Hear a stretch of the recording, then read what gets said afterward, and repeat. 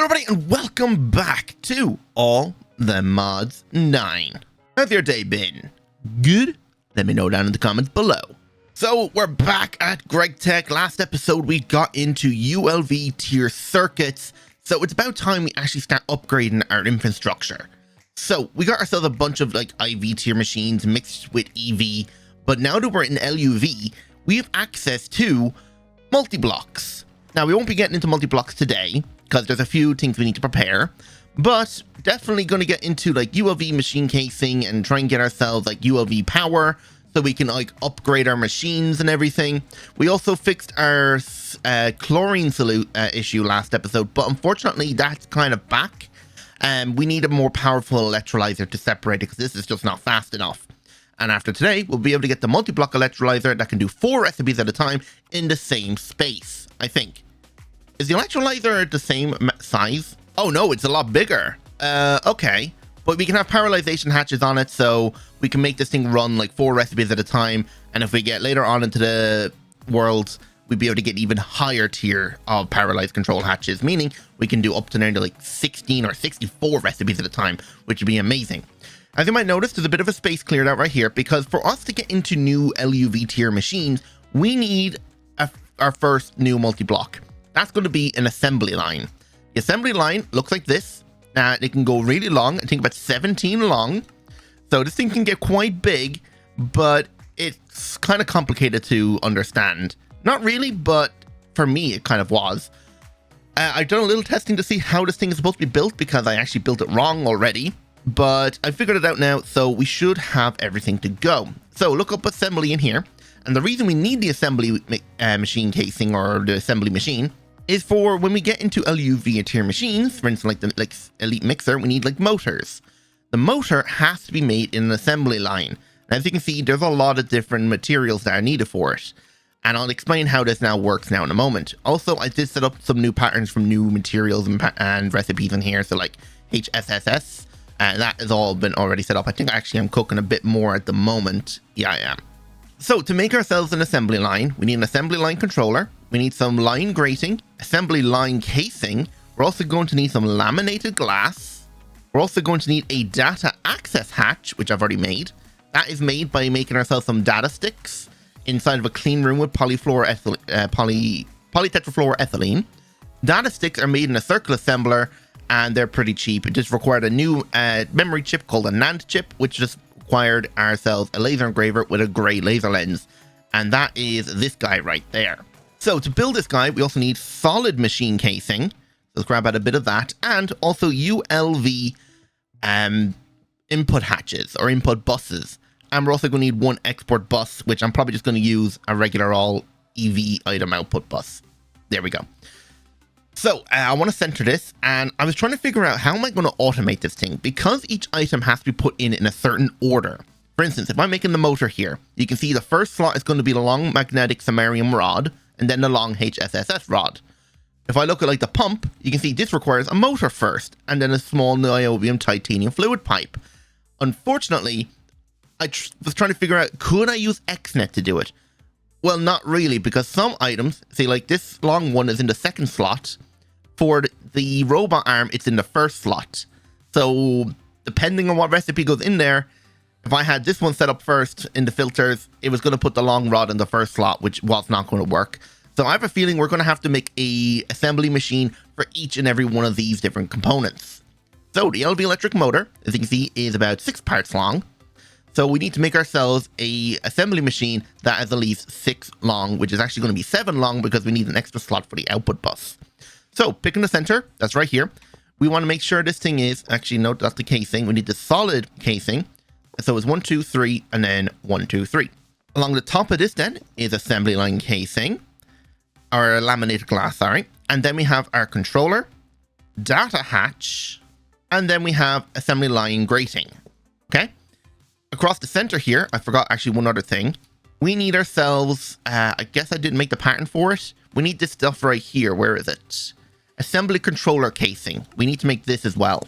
This might take a second. Let's get the rest of it built.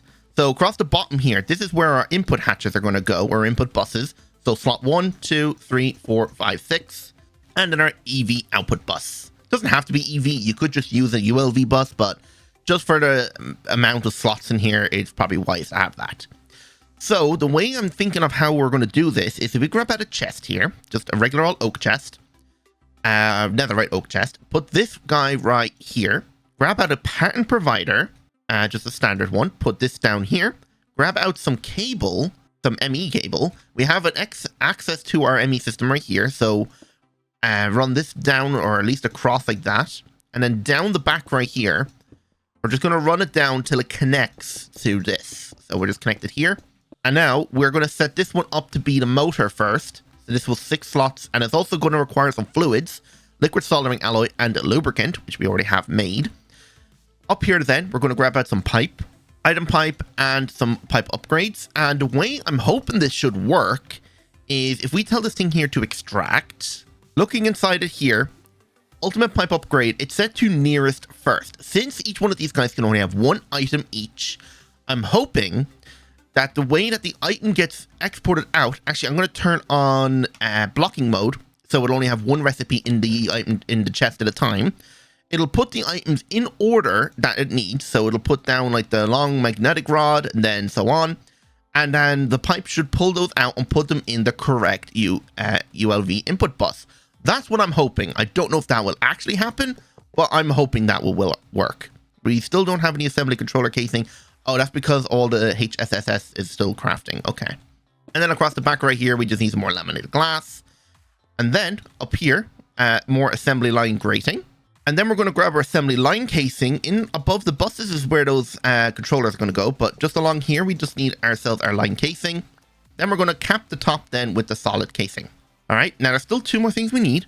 That's going to be a fluid input hatch. We probably don't need such a big one.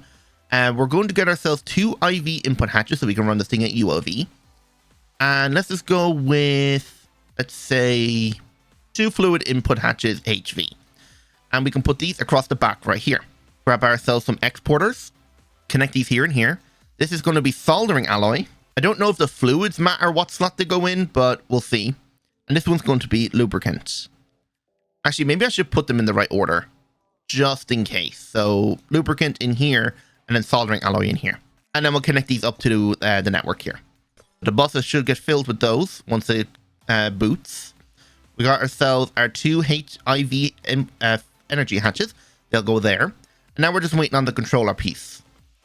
And yeah, this thing is almost ready to go. So the pattern I have in here. So we're going to use motor. You go in there.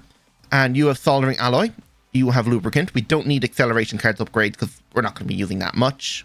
I guess while we're waiting for this assembly controller casing to be made, let's go down here because we need to make ourselves 2 new rubbers or chemicals. This one already has something. All right, so we need to start with this chemical reactor right here. We need to make ourselves polyphenylene, and that is made by mixing dichlorobenzene and sodium sulfate. So, oh yeah, and we also need air. So, dichlorobenzene, sodium sulfate, and air. So that should all get pumped in here. Now, the thing is, we don't have a recipe for dichlorobenzene or sodium sulfide. So export bus here. You are going to make ourselves our dichlorobenzene. That is just chlorine and benzene on circuit 2. And that should start working. Maybe it needs a bit more. Let me get some acceleration card upgrades. Yeah, chlorine is still an issue, but hopefully after today, once we get the assembly line, we'll be able to get the newer tier of drilling rig. Because we only got Mark 2, we need at least Mark 3. Sodium sulfide is literally just sodium and sulfur. So sodium sulfide, make sure this thing exports out. In here, you should see now we got ourselves dichlorobenzene. We want to make sure this exports out into the system. And then in here, we got ourselves a sodium sulfate, dichlorobenzene, and this will make us a liquid polyphenylene sulfide. I've already got some cells set up for all this fluids. It'll also make salt as a byproduct. Okay, so we need 1 more chemical reactor, and you are going to be making us styrene.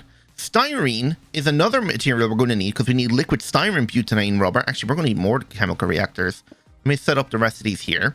So you are going to be exporting out ethyl benzene. We already have ethyl benzene. And does this need to be on a circuit number? No. That will split it into styrene and hydrogen.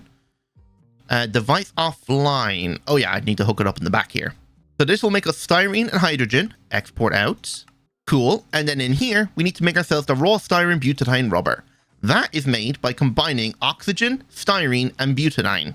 Or air styrene and butadiene. We're going to go with the air version. Actually, no, oxygen gives way more. Okay, we'll go with oxygen. So they go in there, and that should make us our dust.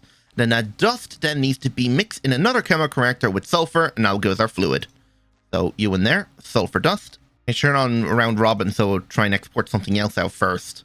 Oh, that's why it's not exporting. I forgot to tell this item to export. There we go. And now we're making our liquid styrene butadiene rubber, and now we can export that out into the system and make sure everything is going into the system by leaving nothing inside the interfaces. Good. So why did we need to make those two new chemicals? Well, one is going to be used for making ourselves the conveyor belts, because the conveyor belts need the liquid styrene butadiene rubber. And the other one, the polyphenylene, that is going to be used for making the new tier of cable, niobium titanium cable. That needs the thin polyethylene or polyphenylene sulfide sheets, and I've already got all those patterns set up. Niobium titanium wire is the LUV tier wire, but I think there's a better version. I think it's called like the niobium sulfide wire, which has only 1 amperage loss per meter, where this one has 2, whereas max amperage of 4. So it's only a 1x, but it can carry 4 at a time, which is actually kind of good. We're also going to need this new machine here called a scanner. I don't know exactly how this thing works, because for us to make the ULV energy hatch, we need ourselves a data stick that has like research already done. So I'm not entirely sure how you're supposed to make this, but I think it says the data stick is meant to be done in a scanner, and it says if I mix it with a IV energy hatch, I get a ULV energy hatch. So I'm not entirely sure how this works, but let's make ourselves a scanner here and see what happens. We're also going to acquire a data stick and then the energy hatch. Make me 1 more IV energy hatch, and let's see what this does. Temporarily, I'm just going to hook it up the power back here. So data stick go in, nothing with it. Just waiting on the IV energy hatch. It's done now. Put this in here. That's doing something. All right, just about done. And we got a data stick with a ULV energy hatch. Okay, so that's how you get it. Not bad. And we'll save this in our bag because we don't need this just yet until we build another assembly line just for LUV energy hatches. Why is taking these so long? Oh, right. I didn't smelt all of it in the same one. There we go. And all right, there we go. The last assembly controller casing. And yes, it actually constructed. Now, let's see if we can craft our first LUV motor. I already have a robot armor conveyor because I got those at quest reward, but electric motor, as request 1, all the items should go into their respective slots. Hopefully. What are we missing? Okay, we're just waiting on the niobium titanium. That is made in argon. Oh, that's going to take a while because these guys are all busy. Which one made it? Or took it? Niobium titanium. Okay. We'll put you in there. Let's give it a couple of minutes. Well, it says everything is there. I don't see the items inside the input bus. Now, whether or not they automatically just started getting used. Let's turn it on. And are you working? No. Where did all the items go? Oh, I forgot to remove the fluids from the pattern. That's why. All right, take 2. Craft me 1. It says we have everything. Everything went in. Did it? Yep. Everything looks like it's in the right order. Let's just make sure. So long magnetic, long HSS, ring, and then it's a round. Yep. In here, then we got the rudite wire. And the last one should be the niobium titanium wire. Yes, it is. Oh, yeah, power. Of course, it's not going to work because I never gave it power. All right. And once I connect the cables here, it should work. Hopefully. Yep, it's making noise. There we go. 15 seconds. And the ender chest is where we're going to export it out into the system. We have to make sure we disconnect the pipe there. But there we go. 1 ULV electric motor. Ah, perfect. So that's all ready to go. Now we just need to craft about 10,000 of them. Probably not. But yeah, we need to get the other 3 assembly lines up and running. So let me build those.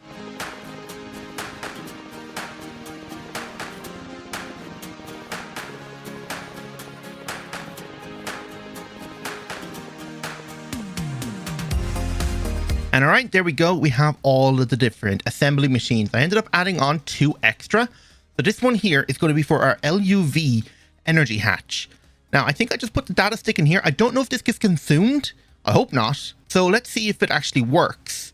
So I've gone ahead and already pre-crafted a bunch of the components here. So we have a lot of stuff. For the LV energy hatch, we need an ULV machine hull, Luder's voltage coil, sodium, potassium, and liquid soldering alloy, as well as a ULV circuit. Hopefully we have everything, so let's go see if we can actually make one. I've already set up the pattern for it, so make me 2. See if I can make the 2. I hope this doesn't get consumed. It makes sense that it won't, because it's just memory on a stick. It just reads this memory or the information off the stick and then crafts it. Yeah, it's going to take a minute because to make it gallium, vanadium, or whatever. But yeah, so it's actually about time we actually start upgrading some of the machines right here. For instance, this mixer, because the next material we need to get into is osmiridium. Osmiridium up here. So osmiridium requires a dust. So vacuum freezer, smelt it in a EBF. The dust has to be made in an LUV mixer. So that's in circuit 1 with iridium and osmium. So I think I've already got the pattern in here, osmiridium, but we just need to upgrade the mixers here. So let's have a look here. We need ourselves a 8 amp energy converter. So we'll make one of those. And we're also going to need the cable. So the cable we're going to go with, if we look up ULV again, I keep saying ULV, it's LUV. No, it's niobium we want to use. So in here we have niobium titanium. The material we're going to be using for wires is niobium nitrate. So we should be able to make 100 of this. It's just mixing niobium dust and nitrogen in I think a chemical reactor. I think I have that set up down here somewhere. I think it's this one. Yep. So that's making that in here. And then that will just need to be smelted in an EBF. And that's done on the helium gas one. Do I already have the pattern for it? No, I don't. Oh, no, I do. Niobium nitrate. So let's set up the pattern for the actual cable then. So the niobium nitrate 1X wire. This thing can carry 1 amperage. Oh, okay. So the titanium can carry 4 amps, but it has a 2 amp loss per meter. Okay. I'm not too concerned about that, so I'll be fine just doing it this way. Oh, we need to upgrade the pattern provider for this wire mills right here. And we're going to be using 8X niobium nitrate cable. So, and then that's made with the polyphenylene sulfide and liquid silicon rubber. This is the pattern we're going to use. So that will go in the silicon rubber one, which I think is, yep, this one. So that go in there. And then the rest of these patterns just go in here. Okay, so niobium nitrate, let's craft me 10 of those. Should have no issue. And have we made our energy hatches yet? No. Why is this taking so long? Oh, it's currently trying to craft one of these, but our EBF has been taken up with making a bunch of other stuff. Yeah, we need this guy here. So the niobium nitrate wire is done. Let's go ahead and make ourselves our new mixers. So we need 6 of these mixers. Elite mixer. Have I already set up the pattern for the mixer? I have. Okay, so we need 6 of these. Hopefully everything can craft. Available 6. It just needs to craft the rhodium plated rotors. Hopefully we can do that. So I was just looking at for the actual coil here for the LUV energy hatch. It actually does need to find osmiridium wires. So we do actually need to get this mixer up and running first. So let's connect you right there. You are going to be on circuit number 1. Let's come back here now and hook up the actual energy converter. And hopefully this should actually work. So we just need to slap over the soft mallet to convert it. Powers goes in and then connect the cable. All right, now that that's powered, let's see if we can make ourselves our osmiridium. So osmiridium, we need to make it into a wire. So craft me 10 of it and see how fast it works. 15 seconds. Okay, that's actually not too bad. Now that we're making that, let's get the rest of the mixers because I actually have to cancel it so I can speed up the process of making the converter. There's another mixer done. So you are going to be circuit number 2. Oh yeah, all these new ones then, I forgot I need to make sure I tell it to item export and allow input as well. Okay, so let's see how fast it now takes to make rudite. So we already have a bunch of dust, but if I requested, say, 10 more dust, how fast is it? 9 seconds. Okay, it's definitely a lot faster. Was 18, but 9 is definitely more acceptable. Now that we have osmiridium being made, now we can make ourselves our actual LUV energy hatch. And actually, I think the first thing I'm actually going to do is use this to power the EBFs, because right now to smelt an osmiridium, it takes 30 seconds. That's way too long. This one's taking 20 seconds, and I think that's for the vanadium, or that's osmiridium. You're done. Yeah, it just takes a while. We need to definitely speed these guys up. Oh, okay. So for actually making the Ludorus voltage coil, I do need an LUV tier of assembler. This guy here is trying to craft it, but he's just not getting enough power. Right, we're going to have to upgrade this thing here now as well. Right, so let's see. Assembler. I definitely don't have a pattern for it, so I need to make a pattern. Everything here can be crafted, so that's good. And let's see if we can make ourselves... How many of these assemblers do we need? If we're to fill up all the slots here, 1, 2, 3, 4, we're gonna need 9 of them. Yikes, that's actually quite a bit. All right, one energy converter is done, and we should be able to hook that up right here. Should be facing up the right way. Convert it. Power is going in. Just make sure it's facing the right way up. It is, and it is already connected with wire cutters. Okay, so that's the new ones right here hooked up to power. Good. There's the second one done now. So now we can hook up these 3. I'm making some new chemical bath to go here since they were already on the same cable line. So you convert and connect. Now we should be able to make ourselves our ludicrous voltage coil, hopefully. So coil, make me like 2 of them. Go ahead and craft. Let's see if it works. Yes, it is crafting. Nice. And the next recipe is ready to go. Cool. So we're just waiting on the bath now, and the baths are coming in. I don't think these had any circuits. No. So these guys are just going to be insert and export, and I think this actually brings in the fluid with it. Yes, it does. Cool. So now we have our ludicrous voltage coil. Let's see if we now can make ourselves our energy hatch. So 2 of these. We have the 2 coils. It needs to make 2 more. Vanadium, gallium. Yeah, that should be good enough. Let's see if it crafts this time. And we have our data stick in here. Oh, yep, there we go. We got ourselves our first LUV energy hatch. Let's grab that so we can claim the quest. Oh, I never grabbed the coil. Make me 1 more coil. Now, the cool thing is we can actually straight up upgrade this guy here to the 4 amp energy hatch. And by using 2 of these, we'll be able to run this thing at ZPM. Or actually just 1, actually. We only need the 1. And running this thing at ZPM will nearly triple our speed right here. So if this takes 20 seconds, it'll only take 5 seconds. It's going to be amazing. Now, how do you craft this? 2 rhodium plates, 4x niobium titanium wire, and an energy hatch. Oh, that's actually pretty simple. So you can just go in here. Nice. And our other chemical bath is almost done. We're just waiting on 1 more. Yep, it's just cutting the chips up right now, and we should have everything. So we can just actually go ahead and just use this up straight away. Let's see. It says we have everything for it. We just need a bit of hot rhodium. Let's see if it'll craft it. And there's our last bath. Actually, let's check. Did it consume the... No, it didn't. And it's crafting it right now. Oh, this is perfect. So we don't need to worry about making multiple data sticks per recipe. There we go. The 2 of them are done. Now we're just waiting on this guy to craft. And now it's done. So that means now, if we come over here, one of these guys here, let's just remove... Oh, right. These machines are being powered by that one. Okay, temporarily...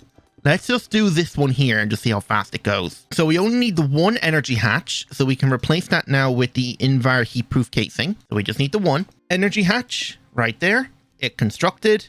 And now I just need the energy converter. So it's a 4 amp one. So 4 amp energy converter. All right, there's our converter. And since actually we don't need to run any cables here, we can actually just point this guy straight up into it and then just connect the cable directly here. So you're filled with power.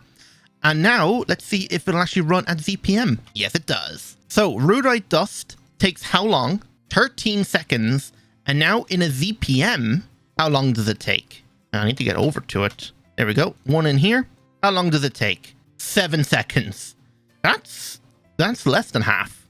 Takes 13 seconds and 7 seconds here. I mean, it's still amazing. But yeah. Damn. Okay. Nice. Oh, wait. Even though it's running at ZPM, this thing can only run at a maximum tier level of LUV. Wait, how does that make sense? I don't know. It's faster. I don't care. Now I just need to upgrade all of these machines here with it. That's going to take a while. Right, there we go. So the EBFs now are upgraded and all running at ZPM. I don't know why it still says LUV.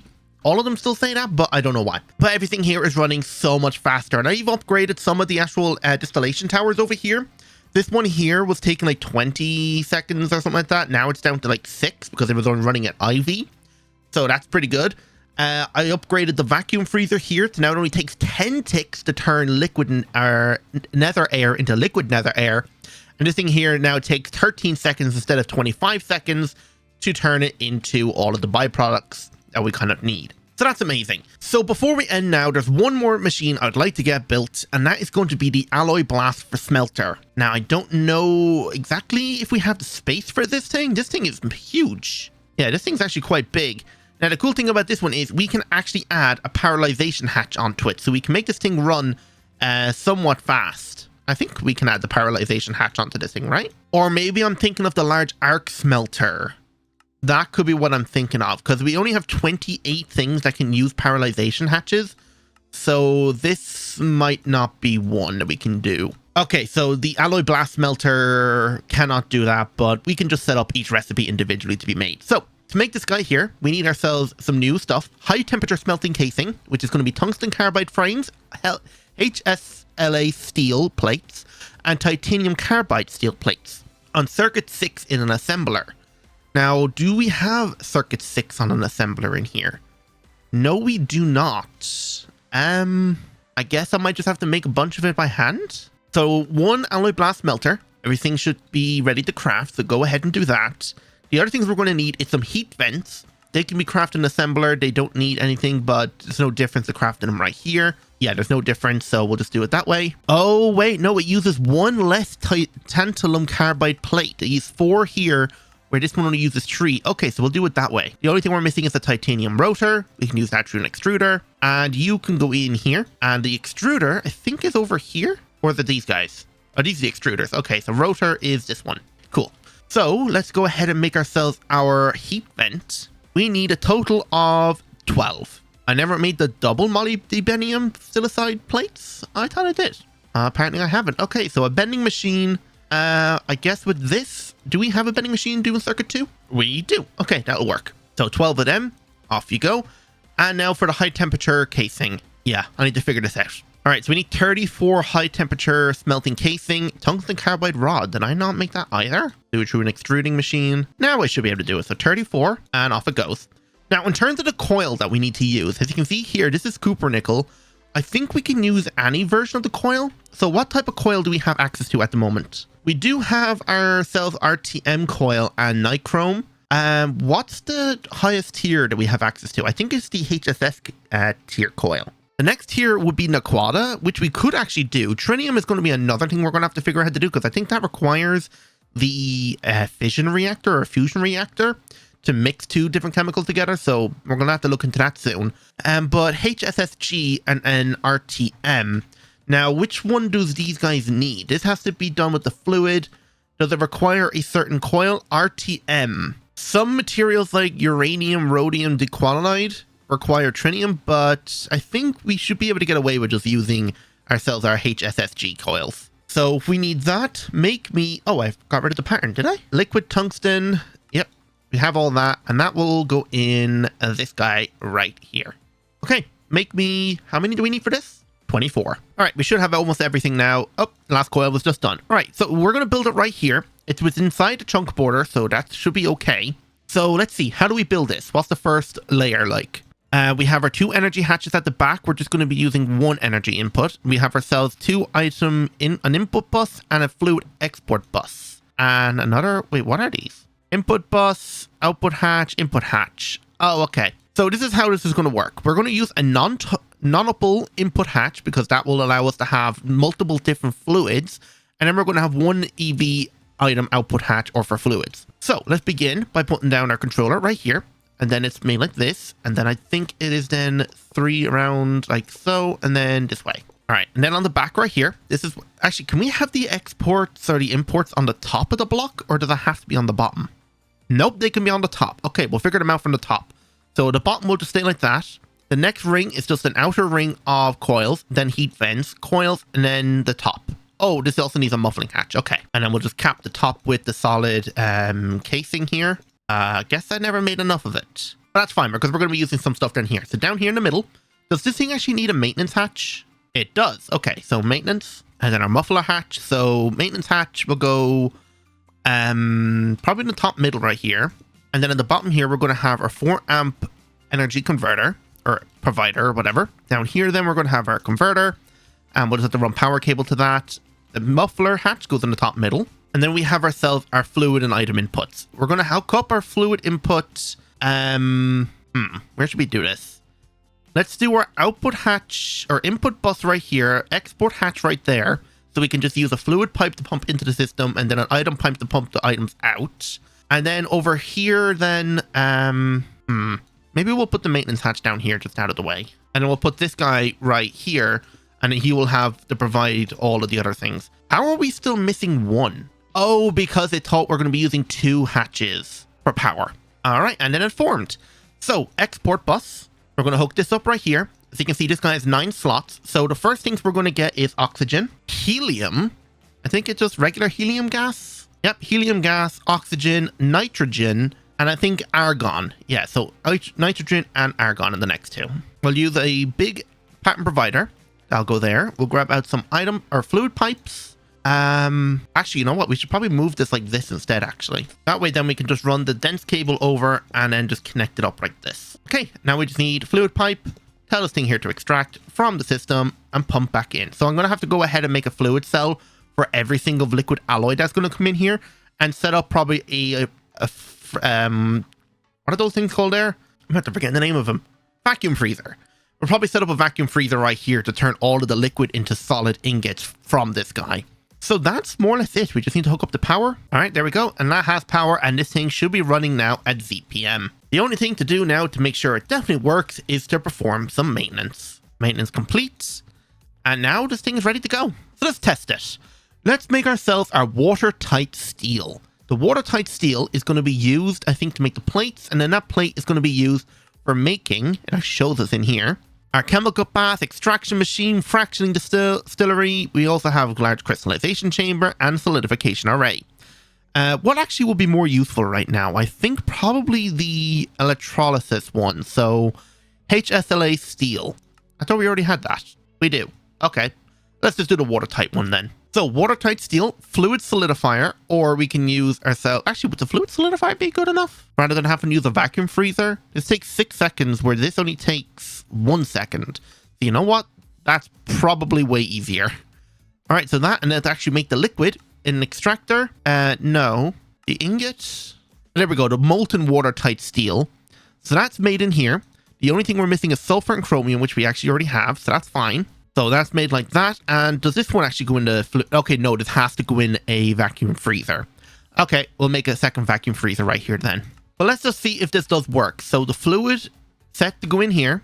It has its different ingredients and it won't overflow into extra slots. So that's good. So it means we have 5 extra slots here for any extra fluids that we might need. I think one of them might have been nitrogen. Not nitrogen, neon. But we'll see. Let me go make a fluid cell to store this watertight stuff.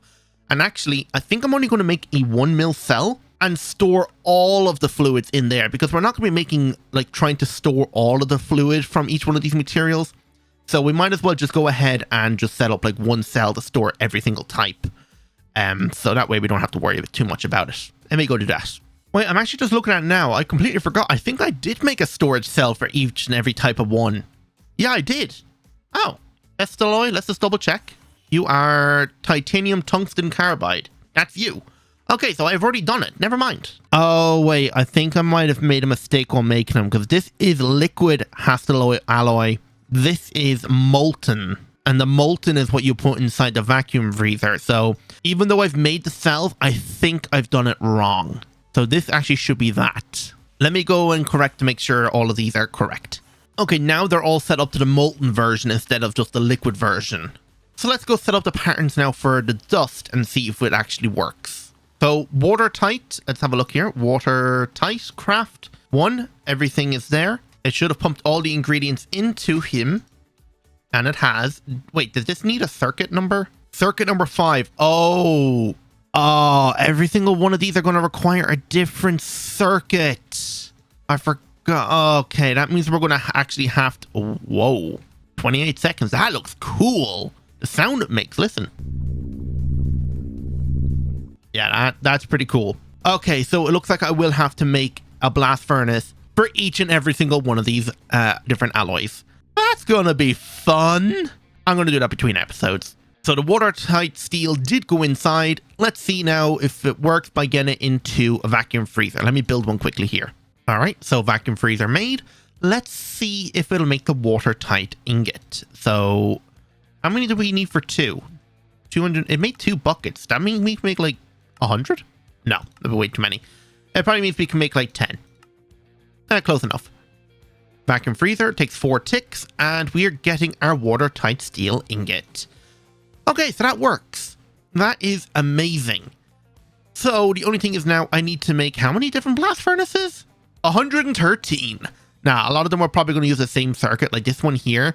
Black steel requires circuit 13, and the first one then circuit 13 as well. This one makes the RTM alloy. Actually, a lot of these we probably don't even need to make, like RTM alloy. That's just to make the molten version of it, but we're already able to make the ingots just by mixing. So there's probably a few of them we don't need to go through. So I'll probably just go through this list and grab what we need, or we'll just make a blast furnace every time we need a new material that we haven't got set up. So I'll probably do it that way.